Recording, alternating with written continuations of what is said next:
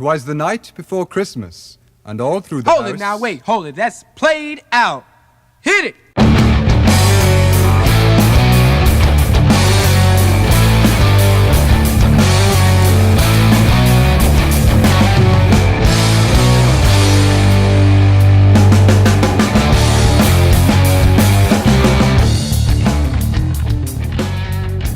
Hello and welcome to the Scottish Rugby Vlog podcast Christmas special. I am Cammy Black and I'm joined this week by Ruairidh Campbell.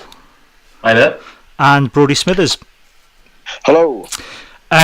It's the Christmas special, guys, so what we thought we'd do is have a little bit of a look back over the year and then with a bit of a festive tinge to things, and then do some of our normal features as well. We've got jingle bells as well that you can hear in the background.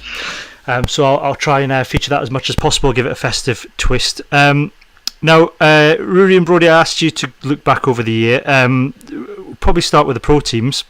Ruairidh, what for you was your sort of the one thing that stood out for you in the past year in terms of the pro teams, Glasgow and Edinburgh?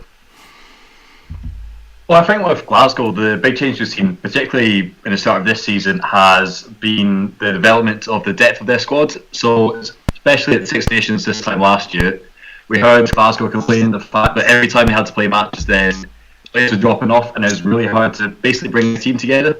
But the games they had during the autumn series this time, so they played Ospreys, and okay, fair enough, Ospreys have been struggling themselves, but good 30, 40 points were put past them, and the fact that you've now got these academy players who are only 19, 20 coming through and actually showing themselves on the first team stage, I think that's really positive, and especially during the Six Nations when they'll likely lose quite a few more players, that squad is looking a lot more stable, a lot more solid compared to they were this time last year.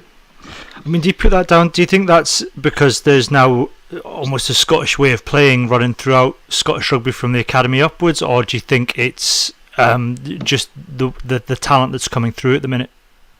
Well, I think it definitely helps. The academy setup's obviously developed the last few years, so it means that these young guys who, as soon as they're leaving school, they're being exposed to a good high level of rugby. Obviously, we'll talk about the under-20s later, but they're starting to perform at the level that's required for them to actually then step up into the pro leagues. So, yeah, once they get that level of exposure, and obviously, as you said, playing the Scottish way, as it's been called, Scottish blueprint, learning that attacking rugby from an early age and then building through that, it means it's much easier for them to adapt and actually move into the pro setup. Brodie, would you agree with that? Yeah, I think so. It's really positive, as Rory says, that these players are not only getting a chance with Glasgow, but they're also getting a chance with Scotland, which I think is really a really good thing. But if you look at Glasgow over the calendar year, they actually had a bit of a sort of dodgy end to the season last season. I mean, the quarter final against Saracens was obviously a high point, but they were unsuccessful in that, and they failed to finish in the top four of the Pro 12. So I think you could probably describe this calendar year as a bit of a transition, but it's come really good this season. I mean, they're unbeaten, and yeah, it's all looking very rosy at Scotstoun. I mean, you do wonder though whether last season there was a focus on Europe rather than the league, and then this season it's maybe switched back, and I think probably for Glasgow to kick on, it's maybe a case of, to show any sign of progress, it's a case of being able to perform in both. Yeah, I mean, I think that's a fair comment. I mean, Townsend, I think, wanted to really test himself in Europe and the squad, and maybe took his eye off the league a little bit, or that became sort of less important, or for resting players or whatever. But Dave Rennie's come in, and he seems to be certainly giving youth a chance and making full use of the squad, which is really good. And we're often accused of being Glasgow centric. So, Brodie, do you want to choose a highlight for you from Edinburgh? This is tough. I'm not going to lie. I've written three things down. The first one is Myerside, which Edinburgh moved to in January or February this year. Jury's still out on that one. And the other two words I've written are Richard Cockerell. Because that's about all we can really say at the moment, because it is very much a work in progress, as it has felt like a work in progress for the last 6 or 7 seasons. Again, it was a good run in Europe. Well, good group stages in Europe, and then going out in the quarters. But yeah, I mean, some of the league results have been dire. What's quite good now, though, I have to say, with Cockerell, we're starting to see is, again, similar to the Glasgow model, there's a lot of young players coming through, and guys like Darcy Graham and Luke Crosby are really kind of like quite a positive influence on that team, and he's also brought players back in from the sevens system who are getting a good run, and yeah, I hope it's going in the right direction, but every time I kind of hope that it's going in the right direction, it kind of goes wrong, so yeah, time will tell. Yeah, I mean, I think I had Richard Cockerell down on my list because I think it shows that the SRU are now willing to invest in Edinburgh to a certain extent, rather than finding just whoever happens to be available at the time. They're prepared, obviously, to fork out decent money, because I can't imagine he would be cheap. And you can see the start of a culture at Edinburgh as well, and some sort of identity, whereas maybe that's been lacking in the past, Rory. Yeah, exactly. I think especially Richard Cockerell is a very different coach to what any of the Scottish teams have really had in the last few years. So it will take time for them to adapt. Richard Cockerell obviously talked at the start a lot about trying to create some sort of culture, obviously, that he was used to at Leicester. That will take time, but the results, as Brodie was saying, have been really inconsistent so far. They've done well in Europe, but if they could just get a couple of strong league games and start to become consistent in their pool, I think winning one of the games against Glasgow in the next couple of weeks, that would be really positive for them. But really, if they can be in a position where, even if they're not quite making the Champions Cup positions by the end of the season, they're at least pushing for it, unlike the end of last season where they were down near the bottom of the table. Yeah, I think you're right about Myerside as well, Brodie. I mean, I've been pushing for a while now. Now they've got Jaco van der Walt in, really the Myerside should be singing the Van der Walt theme tune. Yes, one for the youngsters there. But it's certain. I mean, it's better. You saw them back at Murrayfield again this weekend, and it's definitely a move in the right direction to have a much more, want of a better expression, intimate surrounding to play their rugby in. It is, but there's no easy fix, and Johnny Petrie, bless him, has made the case for Myerside and great, but.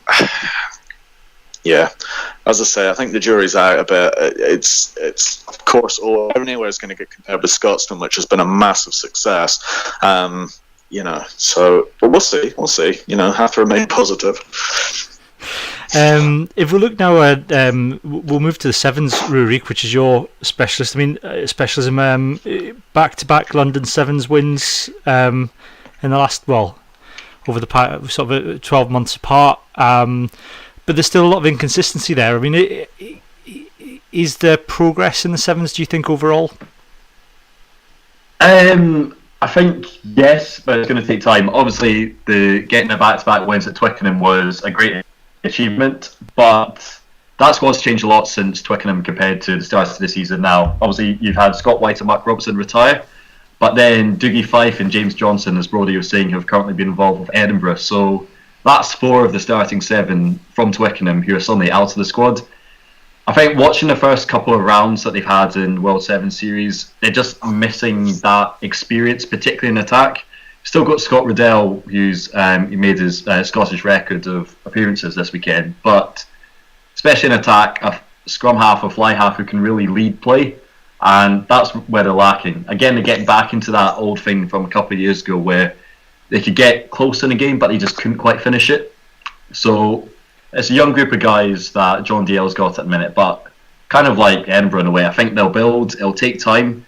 This time last year, actually, with the Scotland Sevens, they were doing similar performances. They'd be in the Cup one weekend, and then they would drop down to the bottom the next.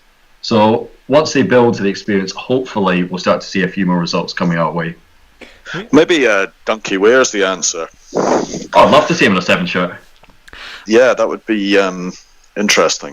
It seems to be the natural progression for him as you kind of slide down the pay scale in the SRU. Sevens would be where he would end with that, but yeah. Yeah, it would give him something to do. But I mean, really, I wonder how much did the Sevens suffer from almost being used by the SRU as a development side?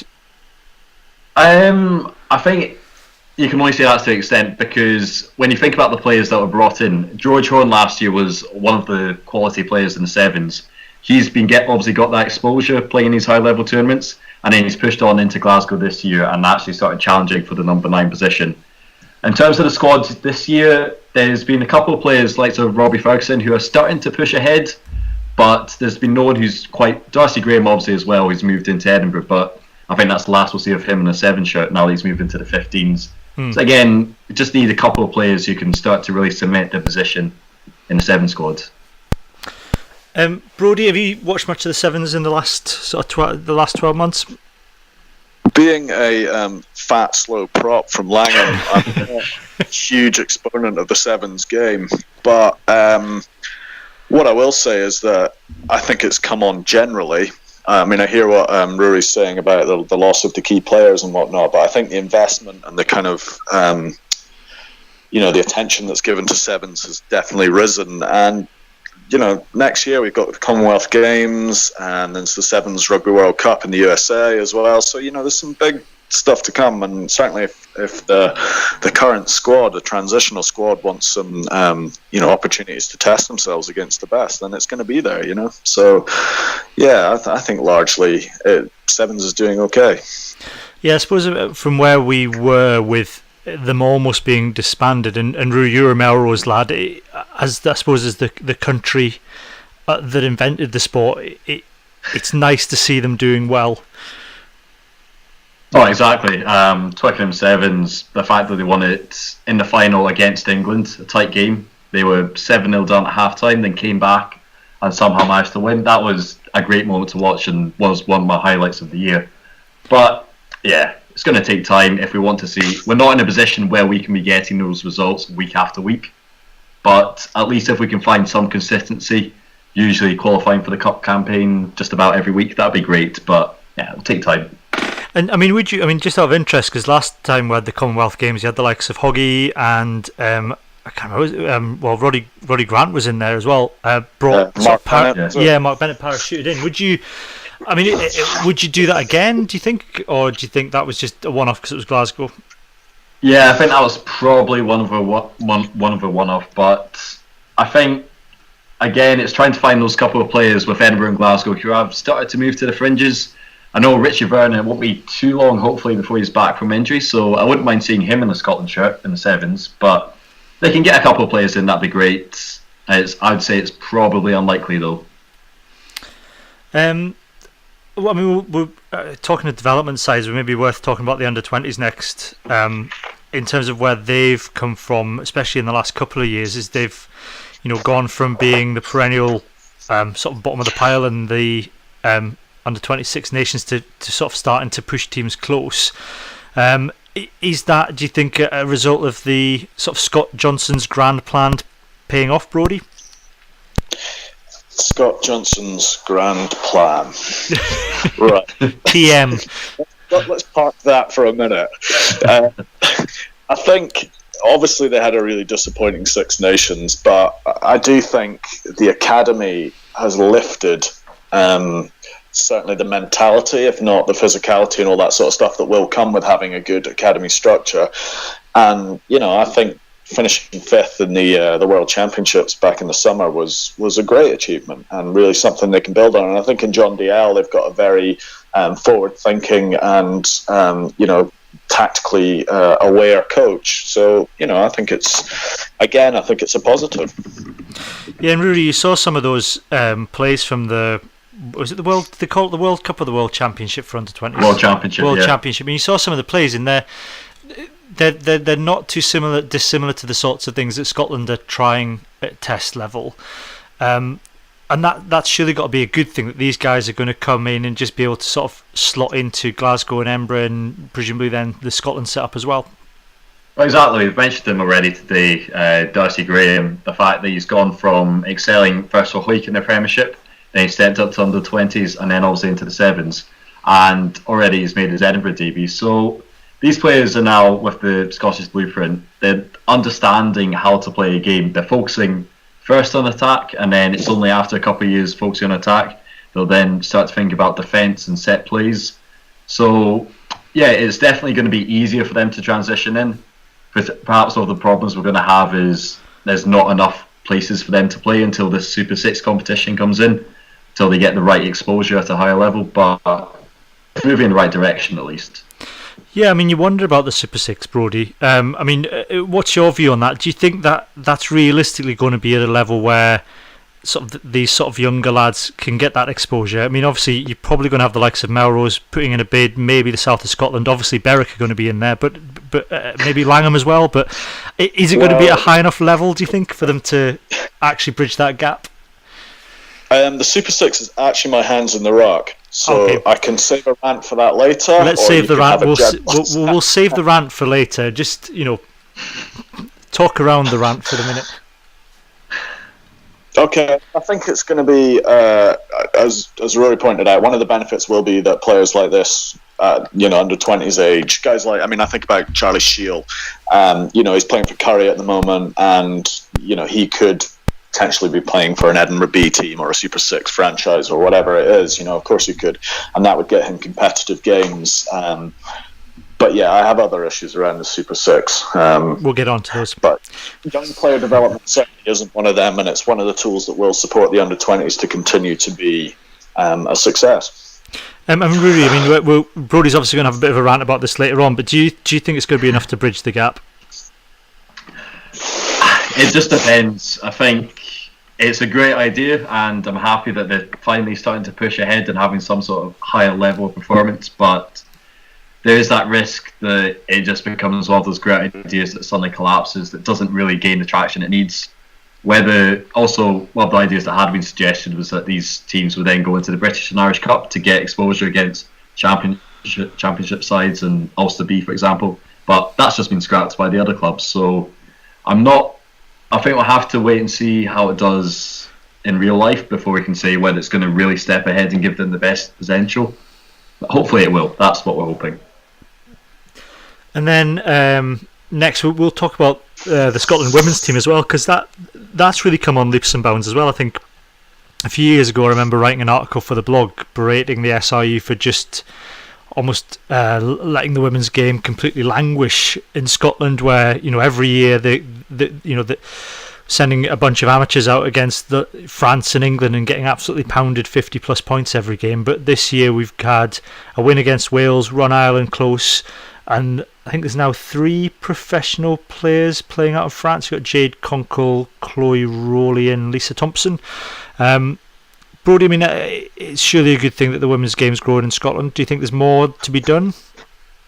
There's always more to be done, but I think absolutely it's grown exponentially, and the investment in the academies and the, as you pointed out, the professional players. There's also a few down at Loughborough as well.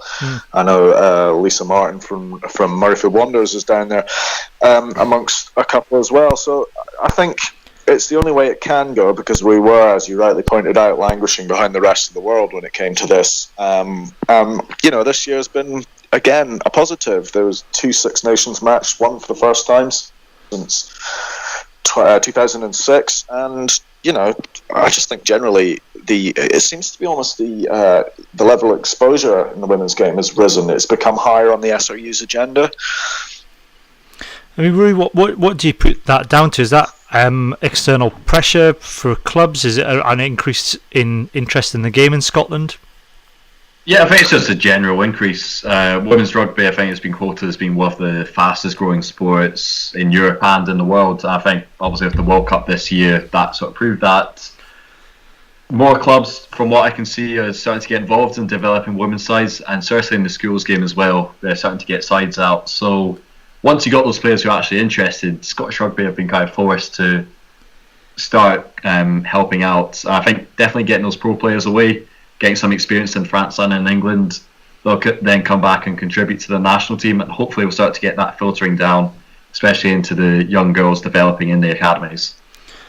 Yeah, I mean, I should probably say at this point, I'm very aware that we've got 3 men discussing the women's game in Scotland. So if there is anybody out there that wants to write about women's rugby in Scotland for the blog, we're always more than happy to have new writers. You wouldn't be just restricted to the women's game, of course. We're more than happy to have new writers. I think we especially struggle with Edinburgh So if there's anybody out there that wants to write for Ember, it's very much a bit of a sausage fest in the Scottish Rugby blog towers. So we're always happy to have a bit more diversity. Can I just point out, I struggle with Edinburgh too, just generally. I thought you were going to make some huge revelation there, Brodie, about how you met some diversity criteria that we didn't know about. Well, anything's possible. We'll move on swiftly then and talk about Scotland then, the international team. It's been a good year, hasn't it, Brodie? It's been a very good year, to quote Mr. Sinatra. Let's be honest. Let's be brutally honest. We're in dreamland. In many respects, this is beyond what any of us have seen since 1990, 1991, something like that. It's just, you see Stuart Hogg scoring tries, you see us winning games, you see the crowd at Murrayfield jumping around. It's, the depth of squad we've now got. It's just unbelievable compared to where we were even 3-4 years ago. Twickenham was a disappointment, Fiji was a disappointment, but Christ, on the scale of things, on the scale of disappointment as a Scotland fan, it's like 2% of what it used to be. And what was what was the one thing that stood out for you then, Brodie? 'Cause, there's quite a few things that stand out, but what was the one point that you thought, this is it, that we've moved on here? Beating Australia in Australia and the Ireland game at the start of the Six Nations. Yeah, I think that's a good shout. The Six Nations was a comfortable win, as comfortable a win as I've seen for a long time. And Ruairidh, for you, what sort of stands out for you for Scotland this year? Sort of similar to Brodie. Now getting these great results that a few years ago we'd never dreamed of. One thing that really stood out for me was the Scotland-New Zealand game, and a sudden mentality shift compared to what we were used to. Scotland being down by a couple of points and having easy kickable penalties, but instead choosing to go for that tap and go, choosing to go in the corner. It's a sort of bravery we haven't really seen in the Scottish side for a while. Obviously, this is Gregor Townsend bringing it in, trying to play exciting attacking rugby, so it's really positive. Whether that sort of mould of the game will then fit the Six Nations, we'll have to wait and see, but it's definitely exciting. Do you know what? I've got people who have never really shown an interest in rugby asking me if I can get tickets for Scotland games for them. And that for me is kind of quite a good barometer of where we're at, because there's people that don't like rugby who know Stuart Hogg. It's just, it seems to have shifted into something bigger. Yeah, I think that's true. You definitely see more people talking about it on Twitter, more people, and I think through that you then get more people interested in the pro teams as well. So it's a good thing that the international team. It's inconceivable that a few years ago that the Samoa game would sell out Murrayfield, and yet here we are. Yeah. I think for me, the one game that sticks out in my mind, I think, is probably the France game in terms of how far we've come in the last 12 months. I'm sort of listening back to the early pods we did when we first started, and we were talking about the France game and how Laidlaw went off and Ali Price came on, and it was very much Ali Price and Finn Russell having an illicit house party. While Dad was away for work, and we talked about the music in Finn Russell's head, and that's not there anymore. There's been that maturity, they've moved on, and Ali Price and Finn Russell have sort of forged a more solid partnership. There's much better game management, and you start to wonder, I think, whether or not some of the more established players, guys like Laidlaw, you would have said were nailed on a few months ago, are now going to struggle to make the bench. Yeah, he made a good point there with Finn Russell. The fact is, he still made actually quite a number of mistakes, particularly in the Samoa and the start of the New Zealand game. But because of the general consistency that we've seen, it was kind of glossed over. So definitely progress in that. As you were saying, I think Laidlaw, although he still talks about as being the Scottish captain ahead of Barclay, given the way it's quite clear Scotland want to play, it's going to be a challenge for him to be starting against Wales in February. And Brodie, I mean, for you, I mean, is that it? Do you think Ali Price is now the starting 9 for Scotland, and Laidlaw's probably bench? I don't know. I can't. Part of me goes, I can't see how Laidlaw fits into Tooney's system, but another part of me goes, well, maybe that's the plan B. But do you know what the good thing is that all these players that for years have been assured of a place, Ross Ford, all these guys that have sort of been nailed on are now all of a sudden fighting for the jersey, and that can only be good for the national team. Yeah, and I guess you see guys like Ross Ford stepping up, like we saw in the summer. So maybe it's a good thing in that it's forcing these guys who've maybe been. I mean, it's hard to accuse a professional player of being complacent, but the guys that have been assured of their place now having to step up to a different level in order to either push for the place or get it back. Well, totally. I mean, if you're Ross Ford and you have a rubbish game and there's no consequences, mentally that's got to affect you in terms of how hungry you are to prepare and to be at your best. It's just, either consciously or unconsciously, it has to affect him. So to have Rambo come in and throw nigh on 100% in the lineouts is a great rocket for anyone. Yeah, because Ruairidh, you're probably looking at Ross Ford now, 4th choice hooker for Scotland, which, given in the summer he was probably first, second, is quite a shift. Exactly. It's sort of the horrible thing injuries can do, that whenever you're away, the guy who replaces you has an absolute stormer, and you'll have time, a couple of games in an Edinburgh shirt before we get into the Six Nations, so he'll probably be given that opportunity to prove himself. But same with Alistair Dickinson, you find it hard to see exactly how they'll fit back into the team, especially when you've got these younger guys who are pushing through right behind them. Well, I'll make it work, but as we'll come to an end of our look back over the year, I'll just ask the two of you for your predictions for next year then. Brodie, what are we looking at? What would make a good year for Scotland next year? Yeah. Well, obviously, we had a great Six Nations, but we only finished 4th in the table, which was, happened to be a bit disappointing, just the way the results went. Technically joint second. Yeah, I know, but in the table we were 4th, and I'd like to see us push on, second in that table first, even. But I don't want to get all overexcited. But we're there now. There's no kind of like hiding anymore. There's no plucky underdog stuff. We're a competitive test team, and really we just need to go out and show that. And Ruairidh, I mean, what's your Christmas wish for next year for Scotland? Yeah, well, I think we're at the level where we can compete now. So if we could beat Wales, France and Italy, and then push to beat one of England or Ireland, that would be a very good Six Nations. Ireland and England are obviously the two top teams at the minute, and the fact that we're playing the latter away, it's going to be a challenge, but I know I said definitely this time last year we were going in with a bit more optimism. This year, I think it's fair to say, given the results we have actually had, that this is merited optimism for the Scottish side. Yeah, it probably feels that way. I mean, there's always that optimism for one reason or another after the autumn test, but this somehow feels different. Yeah, exactly. But this is the first time we were the closest during the autumn test to push New Zealand that close, and then obviously getting that result against Australia shows that we can actually compete with the bigger sides. Yeah, we'll move on, and now it is time for this Comment of the Week. It's time for Comment of the Week. I haven't chosen anything because I forgot about this section on my agenda. Did either of you go over the blog and choose any comments that stood out? Or did I forget to ask you to do it? No, I got one. Good. Brodie?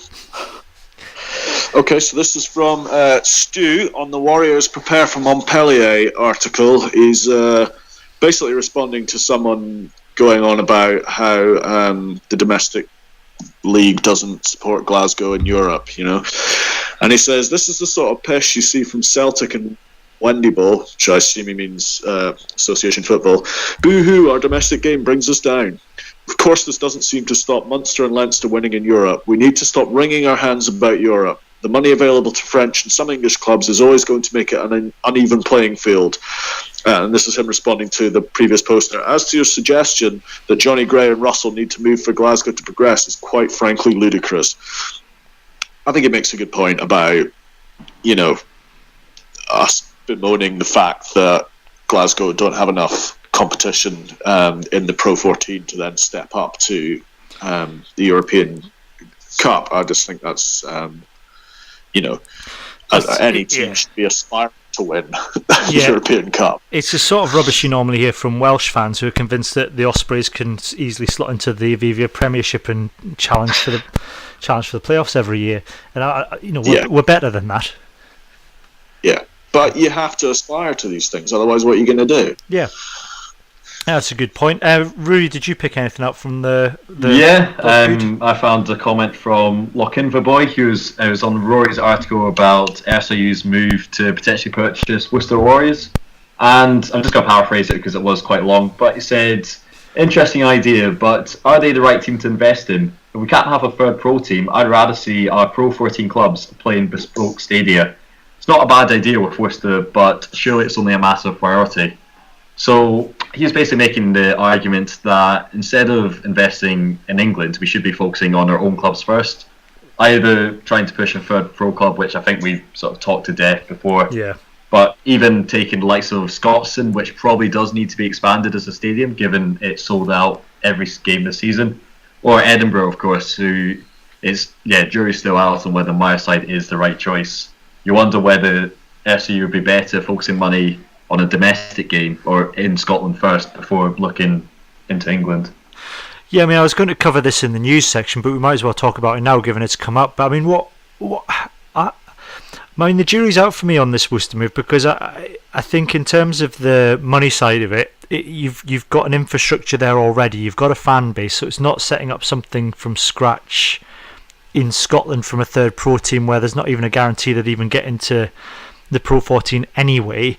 And see the struggles with how combining the tribalist natures of Scottish fans in the borders to get behind one team is hard enough.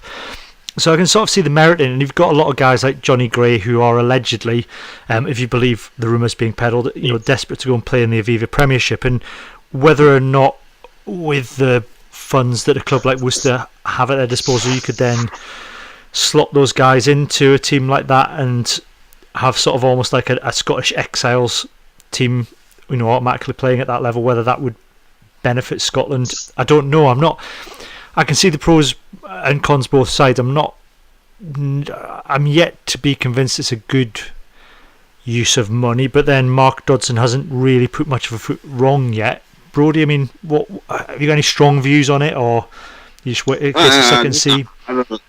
Other than the fact that I think it's a total nonsense. No, I think it's just a little bit of game playing with the RFU and London Scottish, to be honest. I think the viability of that as an actual proposal, nah. I just don't think it would work. All the sort of governance around it, the kind of the player registration, all the kind of insurance and all that sort of stuff. And even if it were to happen, it would take years to put in place.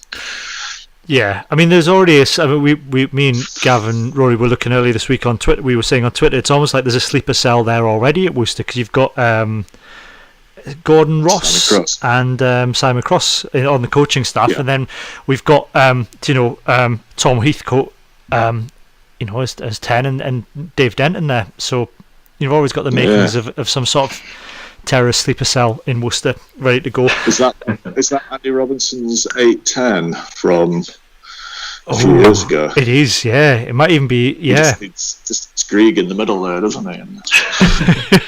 maybe that's who they're looking to bring in as director of rugby. Could be. He does need a job. Yeah, get the old band back together. It was so successful the first time. Rory, have you got any strong views on the Worcester plan? Do you think? I mean, is it just a bit of gamesmanship? Do you think from the SRU, or is it a viable option for them to pursue? Yeah, I'm kind of like you, Cammy. I'm yet to be convinced that it is the most viable option, that it's the best use of funds. It's that sort of thing that we can never really tell, because it's not really something that's been done before. London Scottish have kind of been neglected. Obviously, Scottish Rugby haven't actually bothered sending any academy players out there this year. And yeah, of course, Worcester Warriors, you've got the infrastructure there, the fact that they could play at a higher level, but I'm right now I'm struggling to see how it would actually work in the real life. I wish the SRU would just be honest and admit they've had a massive falling out with London Scottish. I mean, it just seems to be a sort of open secret. Yeah, you feel bad. You feel bad for the guys left behind. I think we've got like the likes of Grant Shields still playing down there. I feel like sort of some forgotten toy just sort of discarded and left in some dark under a bed. Yeah, exactly. Well, that'd be Wasps. That'd be marginally better, but yeah. Yeah.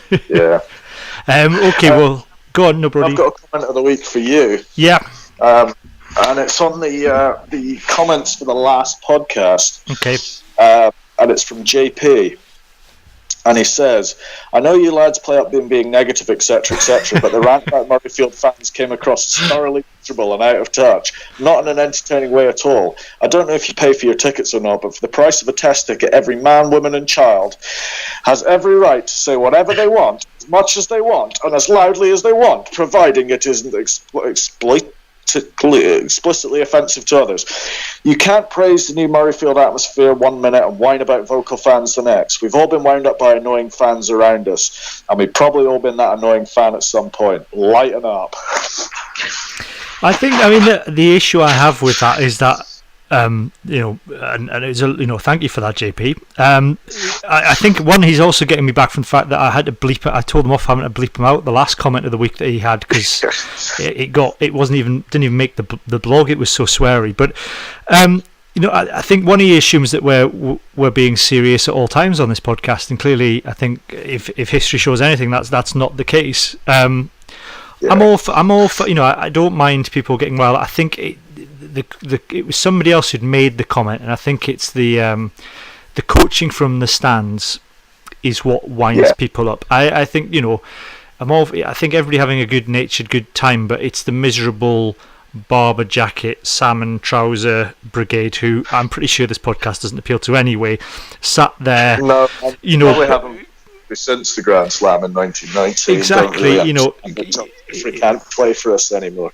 Yeah, sat there giving tips about how to play rugby, from the 80s, and how none of these guys could touch the cloth of the likes of David Soul or some other player that none of us have ever heard of that played back in 1978 or something.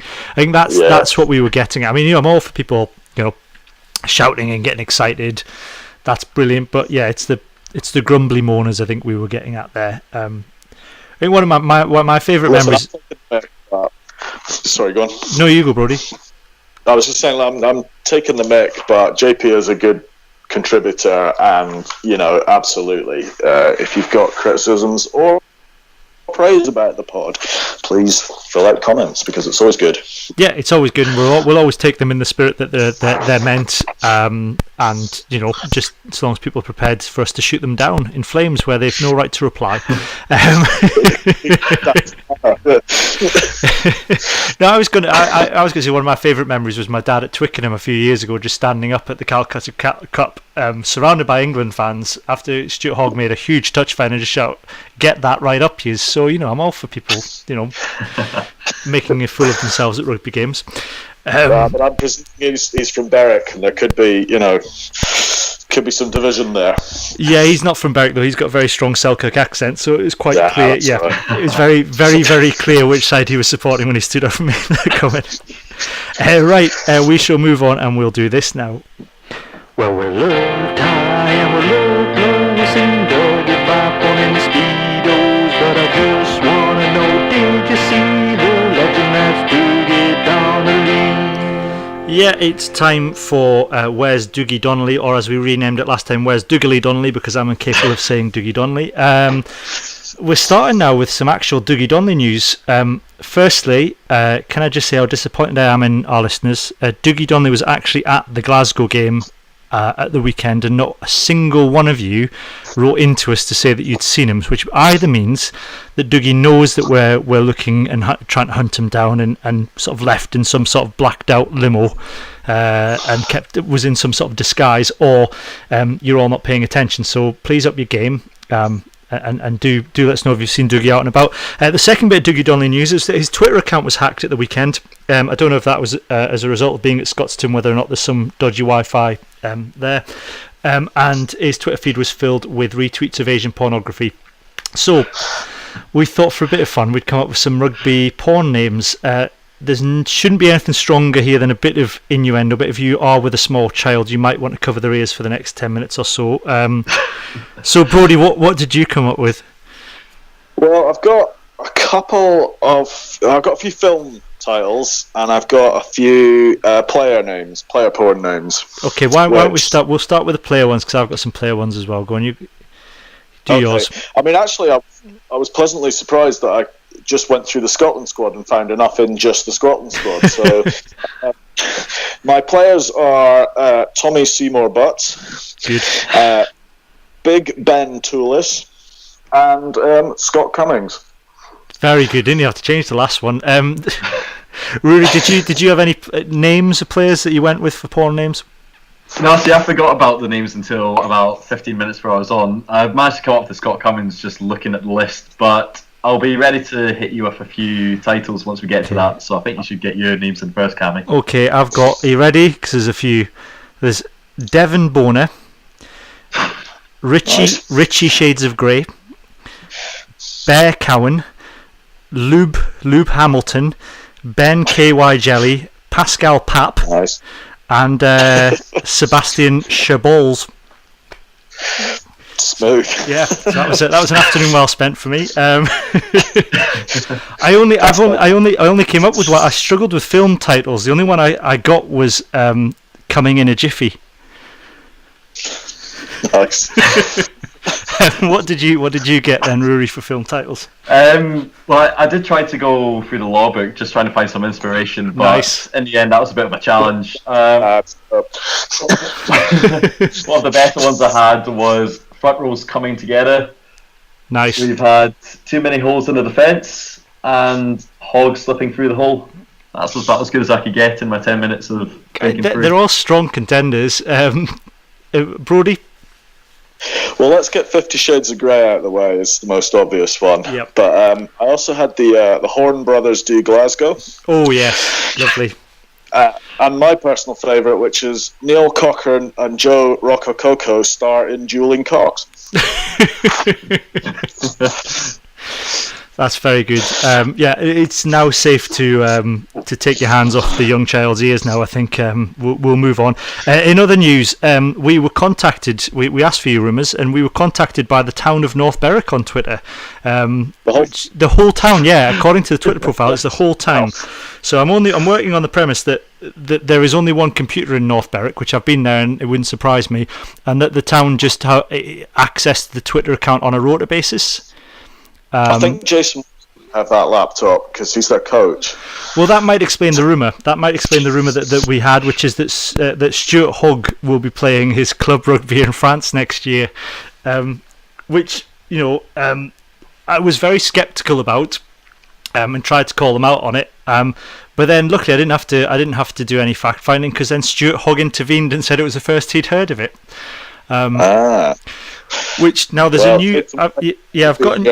It's possible. Yeah, I think Craig Watson, who the photographer, pointed out that Scotland are away to France in at some point, and Glasgow might draw a French team, so you never know.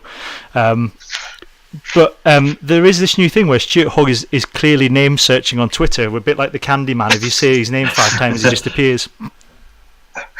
I quite like the way that he's been fake news by the entire town of North Berwick, though. That's that must be something of a first.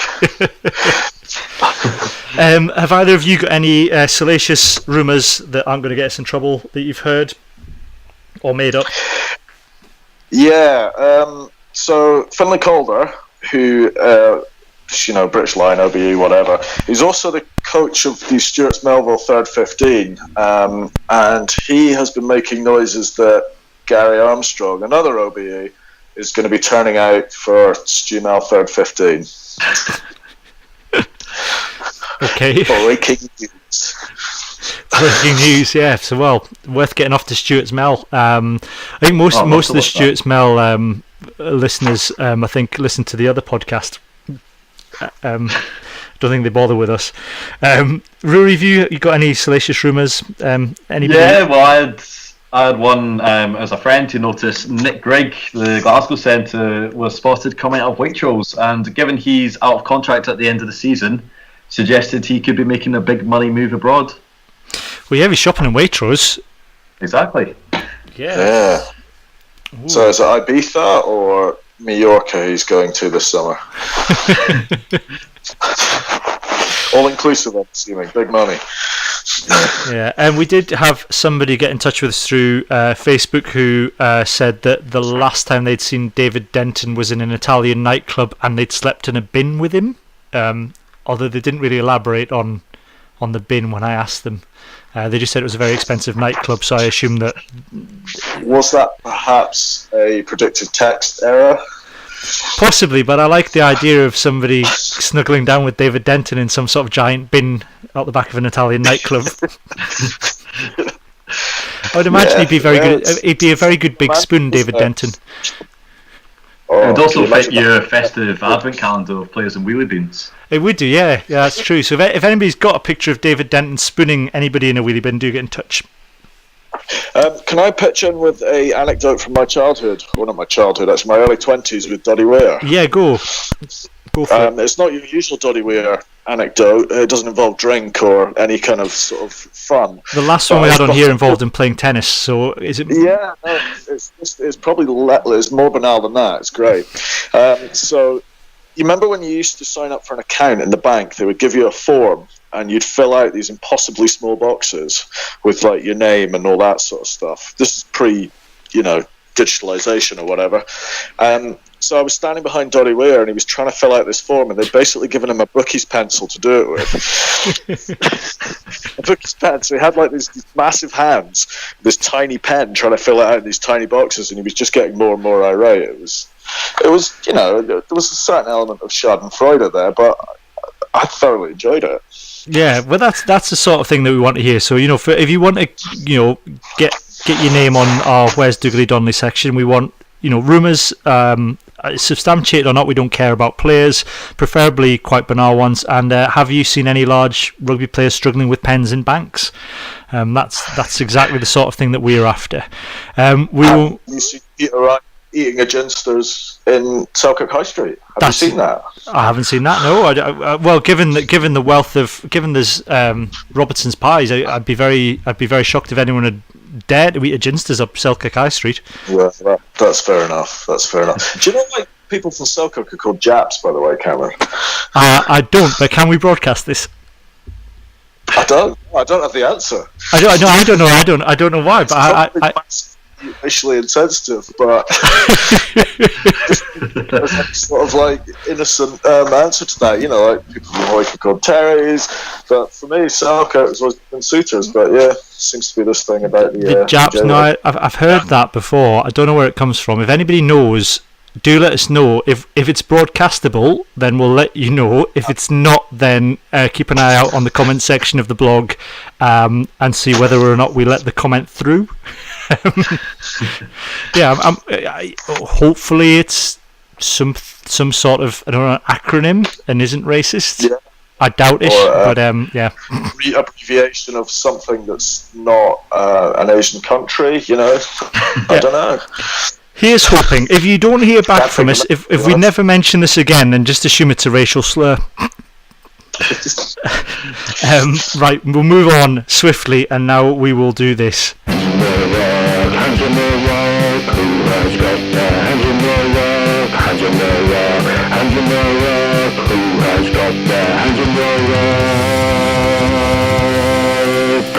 Right, it's time for Hands in the Ruck.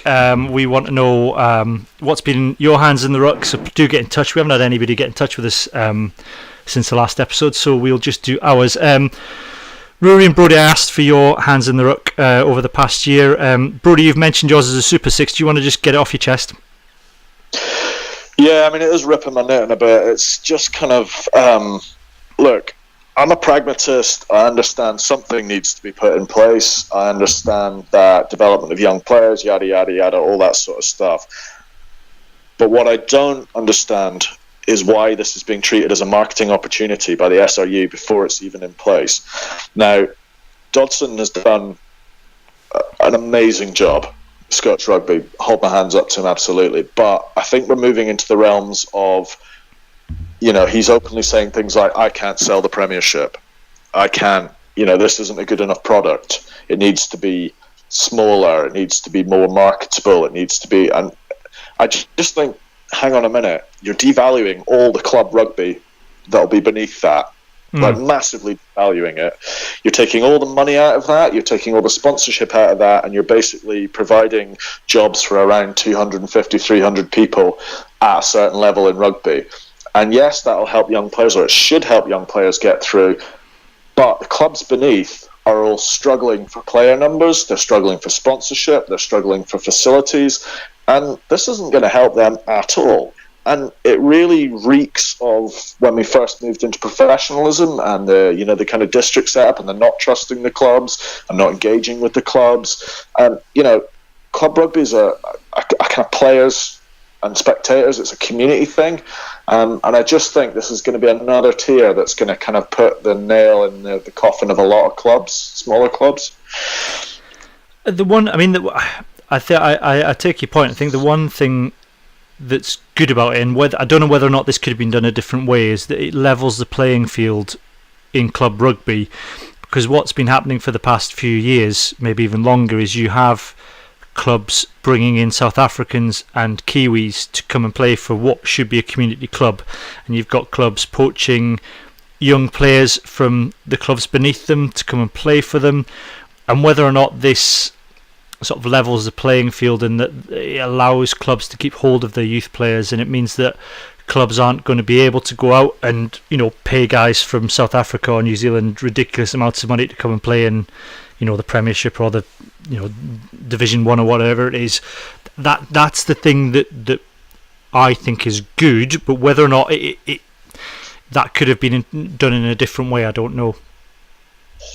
Well, I mean, for me, if a club's ambitious, if they get an injection of cash like Biggar did when that guy won the lottery and ploughed it all into them, or Annan or Curry, you look at the examples down the years, if you've got ambitious clubs that want to do that, let them go up through the leagues. But otherwise, have a committee at the end of the year that says, do you actually want to go up? Or, is there someone below? Do you need to get relegated? Because ultimately, you look at clubs like ours, Cammy, like Berwick and Langham. I'm pretty sure Berwick don't want to play in the same league as Orkney. And given the choice, well, I think Berwick have always said they'd find their level, and that's Berwick aren't about overcommitting themselves. They've said we'll find our level, we'll do what's right, and they had that season a couple of years ago where they played Orkney, and it was a good away trip. We covered it on the blog. I think they had a good time. It was financially difficult for the club, and they struggled in the league, but I think the main problem for a club like Berwick is they've got a very strong youth setup, and they've been able to hold on to some of their colts this year, and as a result they've got a good team.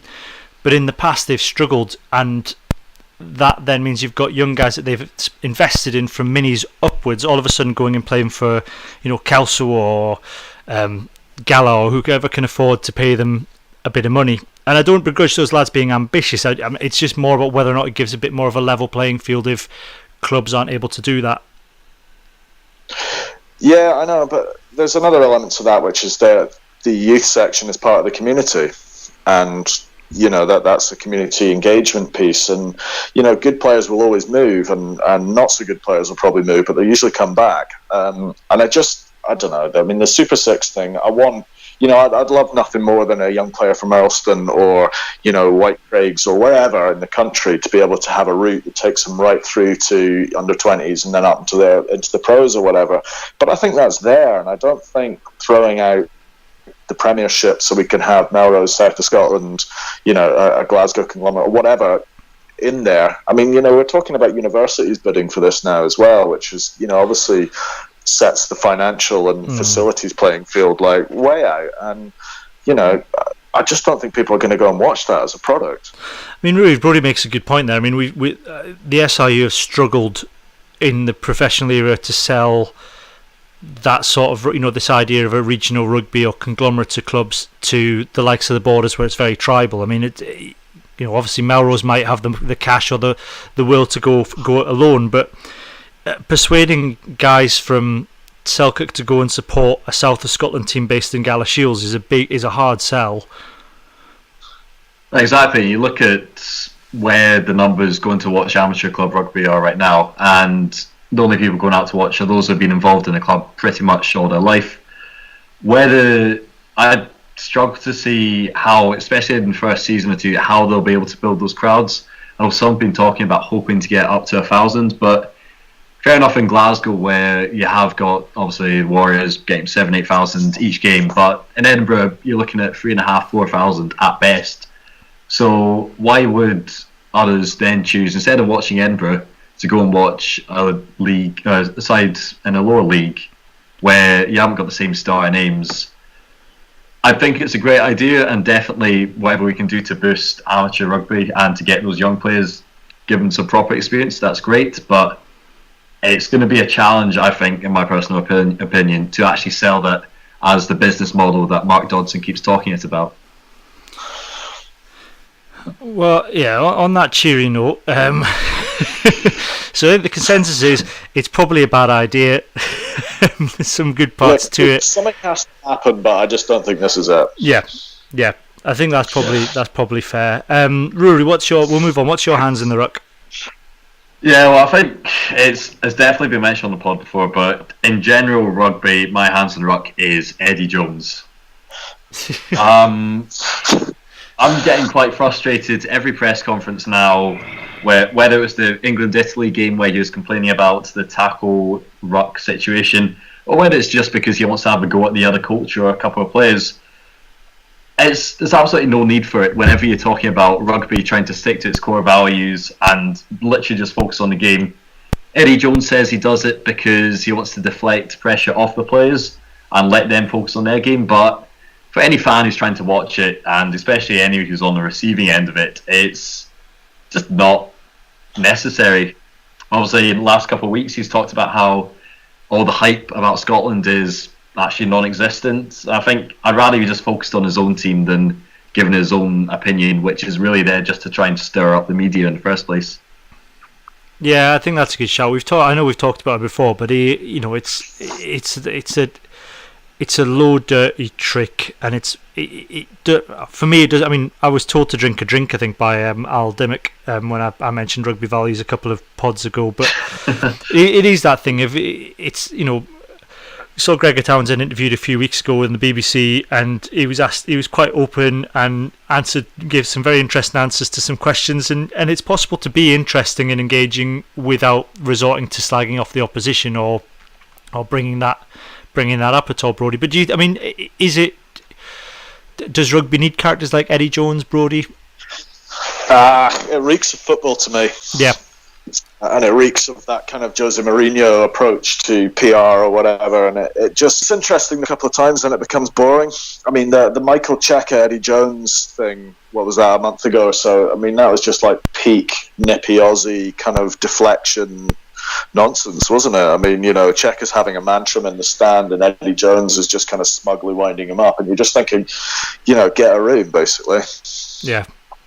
And I suppose you get the same with Warren Gatland as well. He's won for it in the past, and is perfectly prepared to make barbed comments about the opposition, but then gets shirty when he's depicted as a clown on the front of a New Zealand newspaper. Well, that's what happens when one's going through a midlife crisis, allegedly. You have very thin skin, but it's the rest of the world's problem. It occurred to me. You go, Brodie. Yeah. No, it's fine. I've said enough about Gatland. Well, I was just going to say, it occurred to me on the Christmas theme, you could write a very good version of A Christmas Carol starring Warren Gatland, wherein he is forcing Rob Howley to work on attack plans late into the night on Christmas Eve, visited by 3 ghosts, one about the past Wales glory, the middle one just shows him a vision of Bryn alone in New Zealand on Christmas Day, and then the ghost of Christmas future, which is Vern Cotter coaching New Zealand instead of Warren Gatland. Well, I'm not sure why Scrum 5 haven't already picked that up. Yeah, well, if anyone's listening, I'm prepared to write that.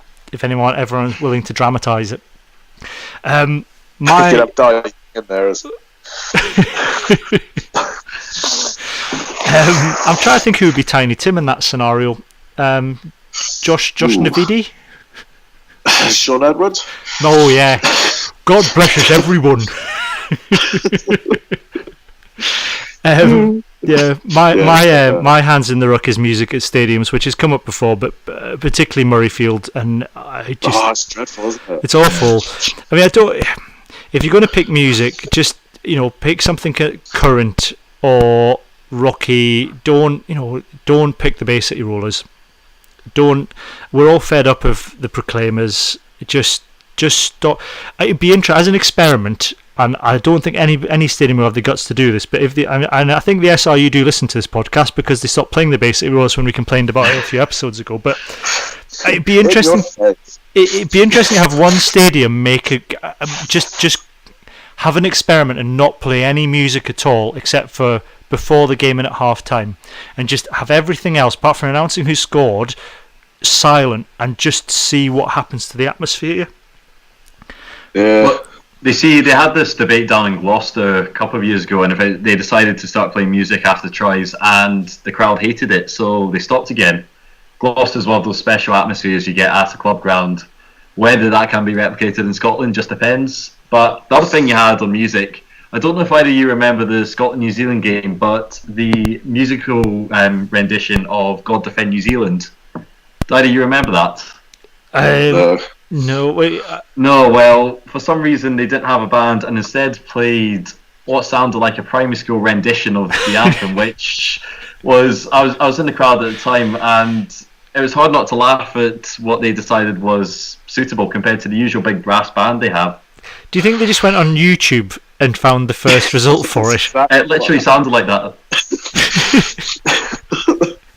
I think every time I've been at Murrayfield recently, they played that bloody Proclaimers crossed with Titanium, like from Pitch Perfect, endlessly, like it's the most amazing thing that's ever happened in the history of recorded music. And you're just like, yeah, sorry. Dear SRU, there are other Scottish bands. There are indeed. But yeah, it's not good. You're right, Cammy. It's not good. Yeah. We're going to move on now, and because we're over time, but we've got a very special last section. Given we've got Ruairidh on, I haven't had time to do a jingle, but I am just going to play this. That's the sound of the police. That's the sound which is, of course, Sound of the Police by KRS-One, because we have the Rugby police in attendance in the form of Ruairidh. So we're doing it's Ruairidh the Ref, which is our normal section we do when we have Ruairidh on to put some challenging scenarios to him. We're going to do a festive one, and I haven't used my sleigh bells so far, but there they are. Nice. So Brodie and I have come up with some festive examples and scenarios for Ruairidh to answer. First of all, though, you refereed my brother a couple of months ago. How did that go? That's correct. It was Berwick against Forster. I was appointed the game the day before, so it was a nice surprise. Your brother, in terms of performance, a few squint line-up throws, that definitely made an impact, and I don't think he ever really made an attempt to get onside. No, at the end of the day, they won by a good 40-50 points. It was a good performance by Berwick with the youngsters pushing through, so yeah. I had a very good day out there. Was he captain? He was captain, yeah. Yeah. Shut up about it. I contacted him before the podcast to ask how it had gone, and he just said, he's a good young ref, we've had him a couple of times, I quite like him, but then sent me another message, a very long rambling message about how he'd come straight through a ruck at the weekend and tried to steal a ball, and was he allowed to handle the ball and he wasn't allowed to kick it. I don't know, I lost the thread of it, but yeah, It wouldn't surprise me if he'd been offside for most of the game, Rory. So you're probably right. Brodie, have you got a festive Ruairidh the ref for us then? I've got 3. I've got 3 as well. Let's go with your first one. Okay, so Rory, you're refereeing a game. It's in mid-game, not half-time, but like midway through the first half or something like that. And there's a commotion on the sidelines, and it turns out the Son of God is actually being born on the touchline. Immaculate conception, blah blah blah, all that sort of stuff's happening. But his mother, Mary Magdalene, is actually giving birth on the sideline. Do you stop the game? How do you react to that? It depends what you mean by side of the pitch. I've got jurisdiction up to 5 metres of the touchline if it's in the. So I think if it's up in the stand, I just kind of want to focus on the game. We've talked about before rugby values. Let's just focus on the match. So unless it's really creating a big commotion, let's just get on with it. Surely though, Rory, you and your 2 touch judges are the 3 wise men. I hope so, yeah. Not sure what sort of gift I could come up with at half time, but three wise men sounds about right. How about some refereeing gold? Yeah. I'm sure one of the players probably looks like Frankenstein, which is close enough to frankincense. I've got one where an entire team turn up to play in matching Christmas jumpers. There's no clash with the opposition kit. Do you allow it? Yeah, why not? There's nothing against the laws that says it. As long as you've got a jersey that's got long sleeves, then that sounds about right. How long those jerseys will survive in a ruck, I'm not quite sure, but give it a shot. The level of nylon action in that scrum would just be unbelievable. There'd be a fire. The answer I have on the card is Christmas jumpers are never acceptable. Fair enough. Brodie, what's your second one? Okay, so it's conversion time. The match-winning conversion. Player steps up, and someone comes running onto the pitch from the coaching team, saying they've got no kicking tee, but instead they've got a holly wreath. Are we going to allow this? It's got to be quite a small holly wreath, obviously. That's what I was thinking. It's going to be a very small holly wreath. Yeah. Just for sort of decency, I'm going to say no, because who brings a small holly wreath to a game? Make your own kicking tee. Maybe the Son of God, who's being born on the side. I don't know. Maybe it was one of the 3. Yeah, it could have been one of the gifts provided by one of the touch judges. Maybe it was laced with myrrh. Mine was there's a player with long white hair and a flowing white beard, and he approaches you before the match and asks if you've been naughty this year. You laugh it off, but as the game goes on, the penalties rack up for his team, and he keeps saying that he's going to put you on the list. Now, you can't be sure it isn't Santa Claus, so what do you do? It's a tough one. I think that's the point where you need to have that serious chat, where you bring him aside to the captain and say, look, I've noticed the penalty count, I've noticed what you said, are you Santa Claus? Because if he tries to give a dishonest... If he tries to give a dishonest answer, that's when you need to start thinking about escalating the penalties, thinking about a yellow card, but... Lump a call for Mr. Campbell. Yep, you're getting no presents. What's your next one, Brodie? My final one is there's a really important fixture. I don't know what's the highest level game you've done so far. Got a National 1 this weekend. Okay, so it's a National 1 game. There's no other date to play it. It has to be played, or both teams will get kicked out of the league for not fulfilling their fixtures. It's on Christmas Day. Do you step up? Yeah, why not?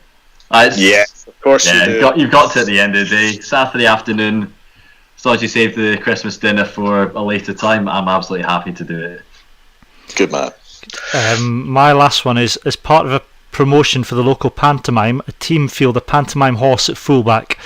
The horse is wearing the kit, and the team have only fielded 15 players, taking account the 2 that make up the horse. Is that okay? Yeah, well, I think last time I was on, I was asked about whether a giant would be allowed to join a team. I'm up for a horse. Yeah, if we're doing East League 2, bottom of the table, let's go for it. Okay, So there's the show. If you get Rory as a referee this festive season, and you want to try and fuel the pantomime horse, apparently that's okay. It seems a good point to leave it, and we're slightly over time. Don't forget to follow us on Twitter at Scott Rugby Blog. Find us on Facebook, facebook.com/Scottish Rugby Blog. I think I've got that right. Apologies to Rory if I haven't. You can comment on the blog, scottishrugbyblog.co.uk. Leave us some comments and we'll read them out on the next podcast. We'll be back at some point in January to preview the Six Nations, and they're on in probably every week after every match. Don't forget to leave us a review on Apple Podcasts, and we've had some good ones so far, including one from me that says "Great bunch of lads," because apparently you can review your own podcast, which is quite helpful.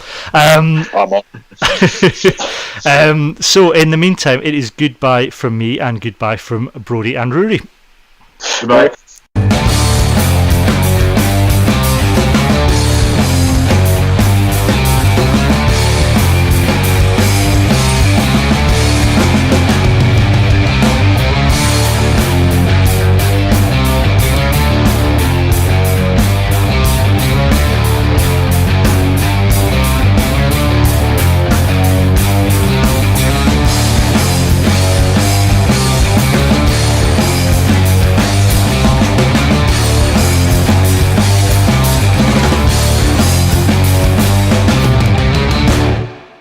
It's just another work day, and any jackanapes who thinks else should be boiled in his own pudding. But, sir, Christmas is a time for giving, a time to be with one's family. I say, bah, humbug.